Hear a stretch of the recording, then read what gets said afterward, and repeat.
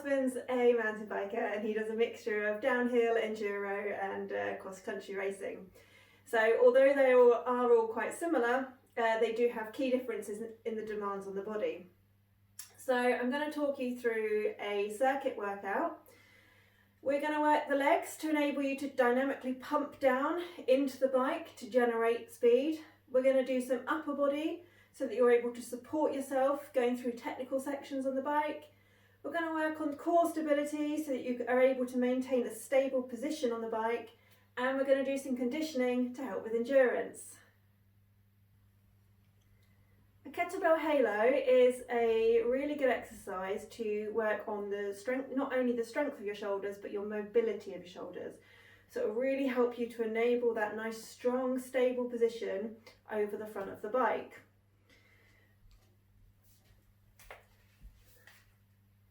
So take your kettlebell or your dumbbell or your weight plate or anything that you've got at home. And basically you are just going to brush your hair with your arm, bring it down towards your neck and back around. So I'll do that once again.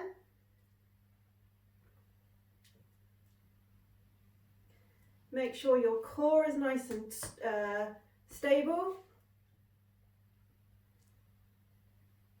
You'll also be working your forearms, so that will also help with your grip.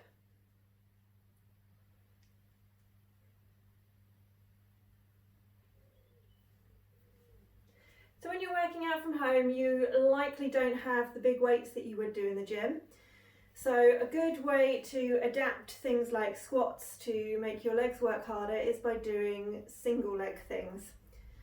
So that's what we would call a unilateral move, and unilateral moves force each side to work independently of each other and correct imbalances.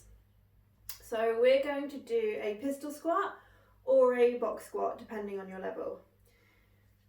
So with a pistol squat, you just want to come down onto one leg. You're going to drop all the way down to your heel and then push back up.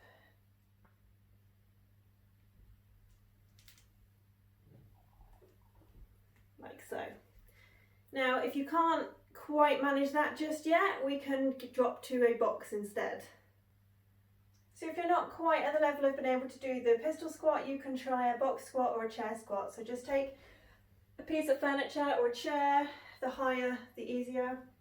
And again, we're just going to do the same. So we're going to brace our core, make sure your whole body is nice and tight,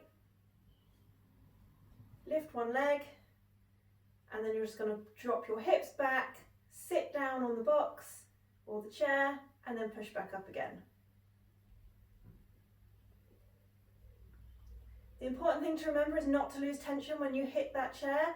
So when you get down here, keep that tension here before pushing up. You don't want to lose the tension like that. So yeah, just make sure everything's really strong throughout the whole time. The push up with an isometric hold will work your chest, your shoulders, your triceps, your core, as long as you're doing it all right. So you can see how that will be a really beneficial exercise for you on your mountain bike. The isometric hold improves the weakest part of the exercise, so it really helps to develop strength in that position. So it will help you become stable in a stable position over your handlebars. I'm going to show you how to do it with some dumbbells. If you don't have the dumbbells, you can do it just regular press-ups as you would on the floor. The benefit of doing it with dumbbells is it's going to take a little bit of pressure off of your wrists, and it's going to stimulate how you hold your handlebars.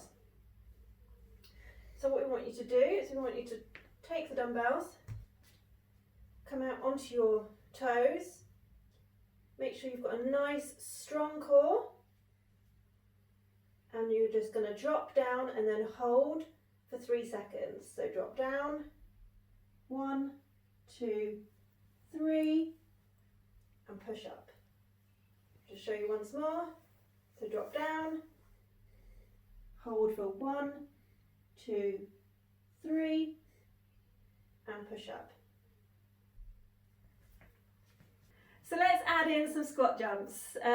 Squat jumps are a plyometric exercise. So plyometric exercises exert maximum force in short intervals with the goal of increasing power.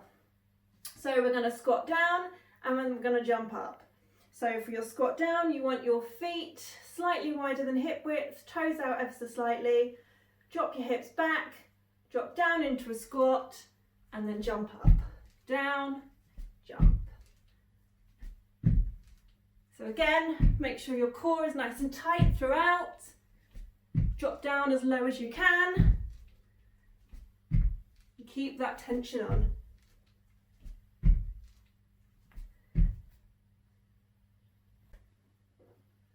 So floor T-raise will help with mobility and strength of your upper back and your shoulders.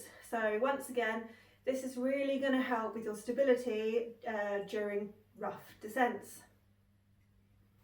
So to do these, lie down, place your arms out to your side, thumbs up, and what you're going to do is you're going to bring your shoulder blades down and back, and then you're just going to lift up. So really focus on that back and pulse up, keeping your thumbs up. And after a few of these will really start to burn in your back.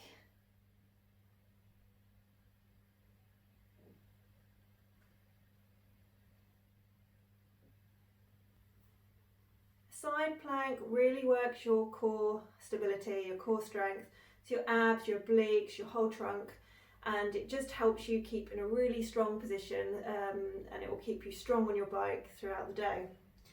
So come down onto your side.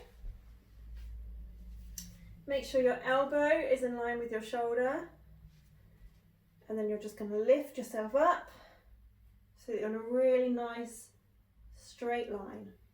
And if you can, just pop your hand on your hips and you'll really start to feel that work in here, and just hold that for 30 seconds. Oblique mountain climbers, they build cardio endurance, core strength, agility. It's like a full body exercise in one. And the oblique version is where we're going to, so instead of just bringing our knee straight up to our chest, we're going to bring it across our body. So driving your knee to your opposite elbow in a cross body motion challenges your core, and it to prevent rotation and gets your obliques to do some of the work. They're also, it's a really good exercise for mountain bikers because it enables you to have a strong core whilst moving your legs.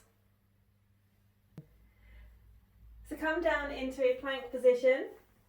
Make sure you have a nice straight body all the way from your feet to your head, and then you're just going to bring your knee up towards your opposite elbow as fast as you can.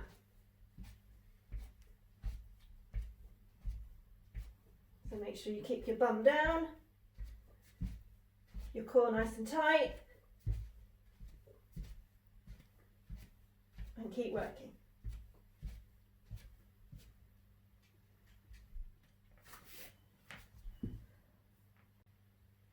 So there we go, a really simple little workout you can do at home as a circuit with hardly any equipment, just to help you with your mobility and your strength for mountain biking and for anything, to be honest. I'd recommend doing it 2 or 3 times a week, and hopefully you'll really start to feel the benefits.